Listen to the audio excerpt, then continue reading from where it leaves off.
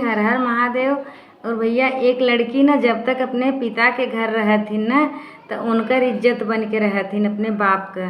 और हर एक काम उन्हें सोच समझ के करे, चाहे कौनो भी गलत काम अगर करी तो उनके बाप के इज्जत पे तुरंत उंगली उठे हर समय के लिए। ऐसा बात ना बा कि जब वो चली जाई तो वो बात सब भूल जाए, क्यों कबहू ना भूलत, हर समय सब बोले बिना खड़ा रहता तो हर लड़की ऐसा काम करे बा है।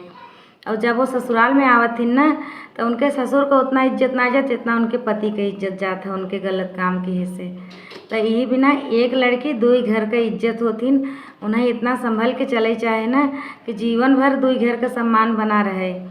और जब ना ही सोच समझ के चलतीन ना तो समाज में सर उठाए के बोल ना सकते, ना तो आदमी बोल सकें ना तो पिता बोल सकें कभी भी जीवन भर। तो यही बिना एक लड़की का धर्म बनत है, अगर अच्छे संस्कार में पली हैं, अच्छे से उनका महतारी बाप उन्हें सिखाए हैं ना तो इतना समझ के चलत ही वो कि कुछ भी गलत काम करब अब हैं तो ना बाद में बहुत सब कभो भी समाज में के बोले ना देते, न ससुर के बोले दे, न पिता के बोले दे, न आदमी के बोले दे। तो यह बदे ना गलत करे से पहले 10 बार सोचे चाहे तब कोनो काम करे चाहे। राधे राधे।